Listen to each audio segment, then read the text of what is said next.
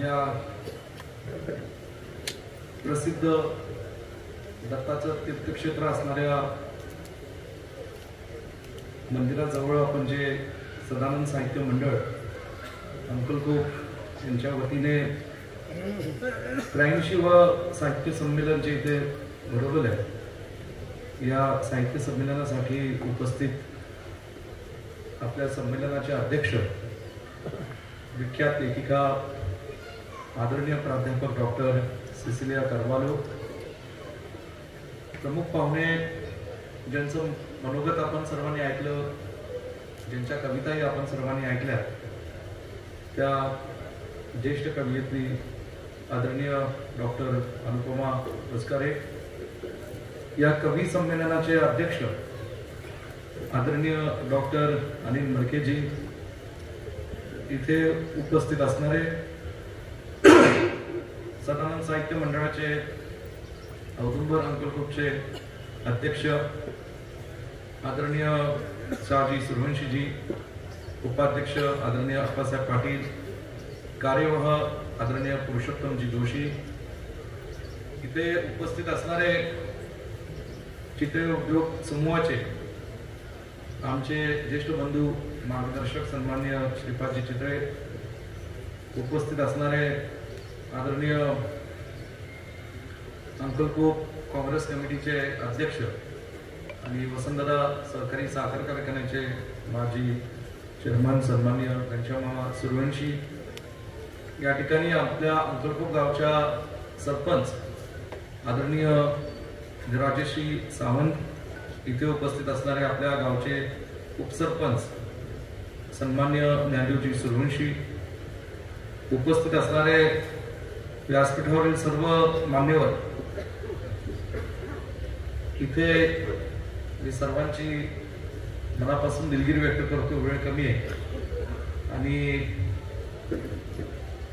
पुढेही आपल्याला आजचे जे संमेलन अध्यक्ष आहेत त्यांचंही मनोगत आपल्या सर्वांना ऐकायचं आहे।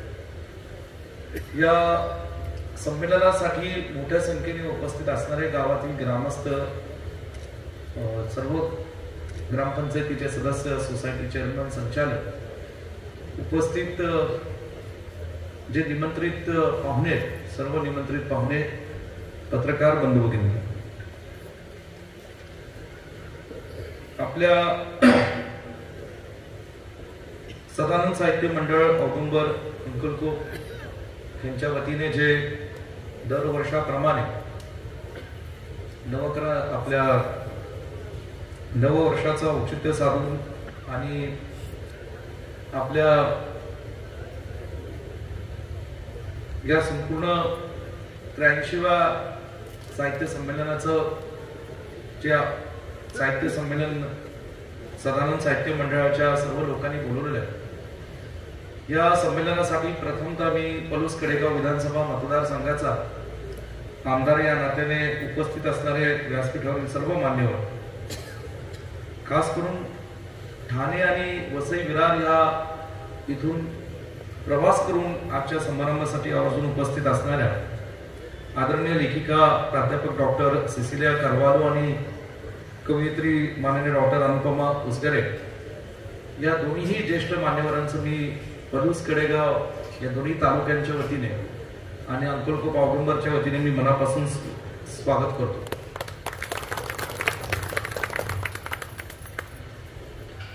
संक्रांतीचा सण आपण सर्वजण आज मोठ्या आनंदाने, उत्साहाने संपूर्ण महाराष्ट्रात, देशात साजरा करत आहोत आणि संक्रांतीचा सण साजरा करत असताना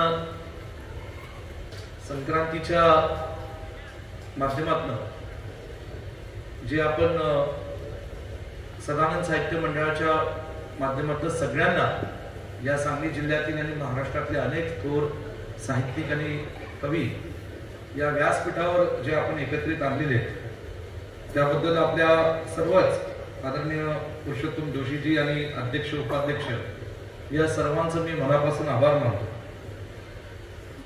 मी जास्त वेळ घेणार नाही, कारण प्रथमतः मला अंकुलकोट गावातल्या सर्व ग्रामस्थांचे मनापासून आभार मानायचे आणि गिरीश चितळजी आणि आम्ही सहज बोलत होतो आणि ते मला म्हणाले की मंडप भरलेला आहे. म्हणजे जिल्हा परिषद पंचायत समिती लागलेली आहे आणि अशा परिस्थितीत साहित्य संमेलनाला मंडप भरणं हे खरोखरच मला मनापासून त्याचा आनंद वाटतो.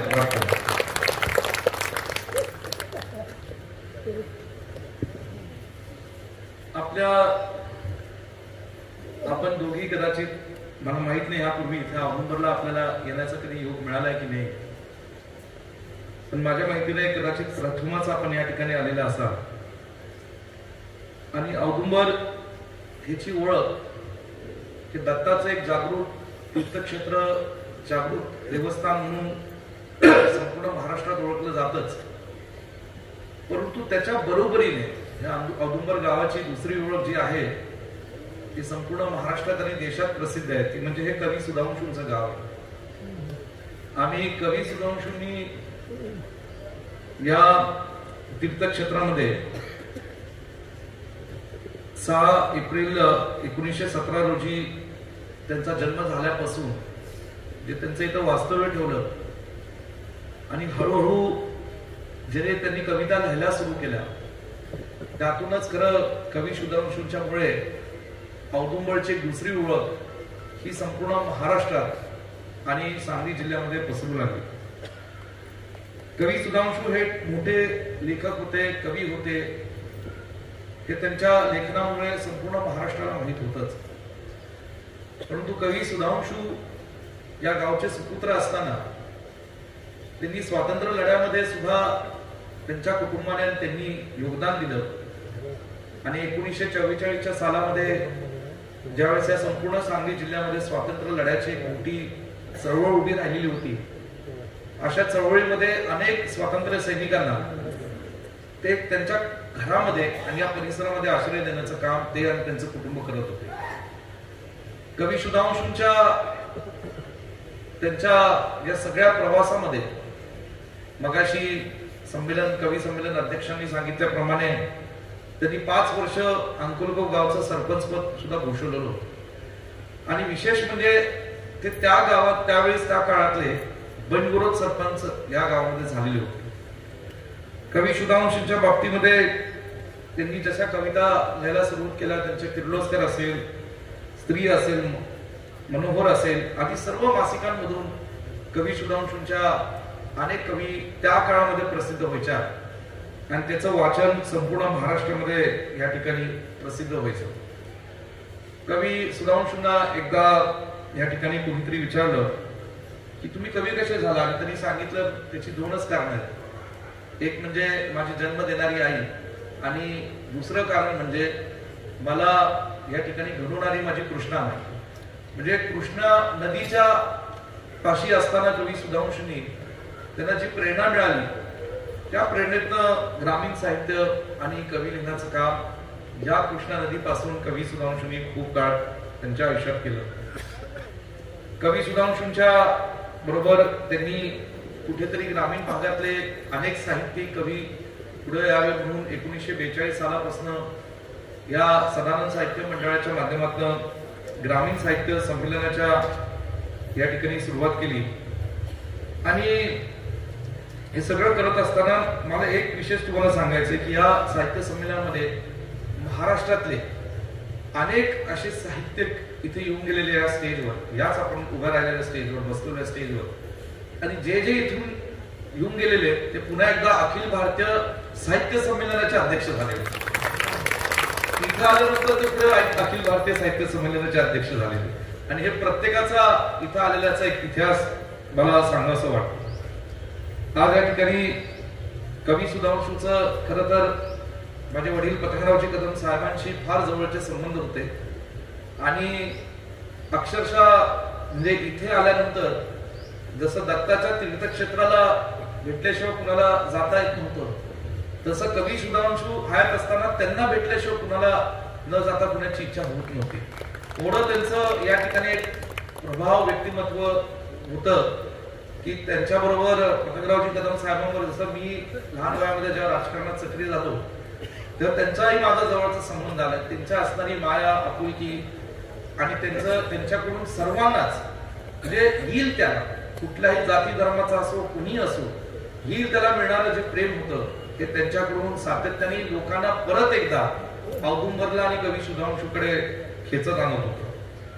हे सगळं करत असताना कवी सुधांशूंनी या औदुंबर साहित्य मंडळाची जेव्हा स्थापना केली तेव्हा इथे जे काही त्यांनी अनेक साहित्यिक बोलवले, त्या सगळ्या साहित्यिकांचा विशेषतः त्यांना बोलवण्याचा हेतू असा, कारण सांगली जिल्ह्यामध्ये बरीच मोठी साहित्यिक इथे निर्माण झालेली होती आणि कुठेतरी सांगली जिल्हा महाराष्ट्र आणि हिंदुस्थानाच्या साहित्यिक नकाशावर झळकला जावा ही त्यांची मनोमन इच्छा होती. आपल्याला माहिती आहे की या ठिकाणी मराठीतील पहिले ज्ञानपीठ पुरस्कार विजेते लेखक वि. स. खांडेकर असतील, आधुनिक वाल्मिकी म्हणून ओळखले जाणारे प्रसिद्ध कवी, गीतकार आणि लेखक गदी माडगुळकर, गदिमा ज्यांना आपण ओळखतो ते असतील आटपाडीचे, कथाकार व्यंकटेश्वर माडगुळकर असतील, प्रसिद्ध समाज सुधारक आणि लोकशाही कादंबरीकार अण्णाभाऊ साठे असतील, अशी अनेक लोक ही या सांगली जिल्ह्याच्या मातीतनं घडले. तसेच संस्कृतचे गाडे अभ्यासक डॉक्टर अ. साळुंखे असतील आणि जर पुढची यादी मी वाचत बसलो, आदरणीय मराठी साहित्यिक लेखिका काशीबाई कानेटकर असतील आणि अरविंद गोखले, अशी अनेक मोठी नावं ही सांगली जिल्ह्याच्या मातीतनं या ठिकाणी घडत गेली आणि त्या सर्वांना कुठेतरी या संपूर्ण सदानंद साहित्य मंडळाच्या माध्यमातून सुद्धा त्यांचं या ठिकाणी असणारं लिखाण हे महाराष्ट्रामध्ये पोहोचण्याचं एक चांगलं व्यासपीठ या ठिकाणी मिळालं. याच मातीत आणि माझ्या मतदारसंघात कडेगाव तालुक्यात देवराष्ट्रमध्ये स्वर्गीय यशवंतराव चव्हाण साहेबांचा जन्म झाला आणि त्यांनी लिहिलेलं आत्मचरित्र असे आणि ते स्वतः स्वातंत्र्य सैनिक होते, महाराष्ट्राचे पहिले मुख्यमंत्री होते, देशाचे उपपंतप्रधान होते आणि त्यांचं जे आत्मचरित्र होतं हे सुद्धा काही कवी कुठल्या मोठ्या साहित्यिकापेक्षा कमी नाही ठरलं. तर अशी सगळी माणसं ही आमच्या मतदारसंघातल्या सांगली जिल्ह्याच्या मातीतनं घडली. आज खरं पाहिलं तर इथे जे काही सदानंद साहित्य मंडळाचं काम चालू आहे, मगाशी जोशी सरांनी त्यांचं प्रास्ताविक मनोगत करत असताना बाकीच्या लोकांनी सांगितलं की आम्ही इथलं जे साहित्य संमेलन अत्यंत साधेपणाने इथे भरवतात ही मंडळी, पण साधेपणाने जरी भरवत असली तरी ह्याला जी प्रतिष्ठा ती प्रतिष्ठा कुठेतरी अखिल भारतीय साहित्य संमेलनाच्या बरोबरीने असं म्हणलं तर चुकीचं ठरणार आहे. कारण कुठेतरी कवी सुधांशूंचं नाव या ठिकाणी जोडलेलं आहे, याचं आपल्या सर्वांना त्याची जाणीव. मला मागाशी सुरुवातीला आदरणीय आपल्या डॉक्टर अनुपमा उसगरे मॅडमनी जी सूचना दिली त्यांच्या मनोगतामध्ये, ती फार महत्वाची सूचना मला वाटली की कवी सुधांशूंची जी काही पुस्तकं लिहिलेली असतील, जे कविता असतील, त्याच्या बाबतीत त्यांना काही पुस्तकं हवी होती. कदाचित ती मिळतील नाही मिळतील मला माहित नाही. आता खरं मी त्याचा खोलवर मी त्याच्याची कधी चर्चा आमच्या लोकांशी करू शकलो नाही, पण जी काय पुस्तकं किंवा जे काय कविताचा संग्रह आपल्याकडे असेल आणि जर ती पुस्तकं आता छापलेली पुस्तकं ती कदाचित मिळत नसतील तर ती सगळी पुस्तकं कवी सुधांशी जी छापण्याची जबाबदारी पूर्णपणे भारतीय विद्यापीठ घ्यायला तयार आहे आणि त्याचं संपूर्ण एकदा महाराष्ट्रात पूर्णपणे पुन्हा या ठिकाणी ती सगळ्या नव्या उभरत्या साहित्यिकांना आणि कविकारांना पोचावेत ही आम्ही ही जबाबदारी संपूर्णपणे घ्यायला तयार आहोत. मला असं वाटतं आता हे आपलं आता 83व साहित्य संमेलन घेतोय.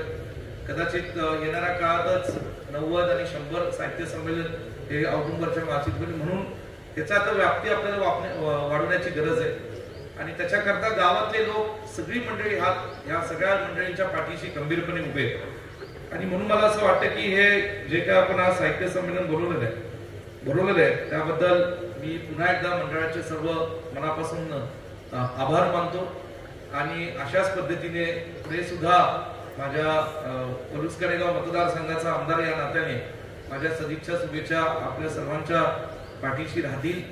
आणि आज 2 ज्येष्ठ महाराष्ट्रातल्या कवित्री या ठिकाणी इथं आलेल्या आहेत, त्याबद्दल मी पुन्हा एकदा आपल्या सर्वांच्या वतीने स्वागत करतो. मी आपल्या सर्वांना येणाऱ्या नवीन वर्षाच्या निमित्ताने आपल्याला सगळ्यांना शुभेच्छा देतो, संक्रांतीच्या शुभेच्छा देतो आणि आपण सगळेजण मोठ्या संख्येने आज इथे उपस्थित राहिला त्याबद्दल आपल्या सगळ्यांचे मनापासून आभारी मानतो. धन्यवाद.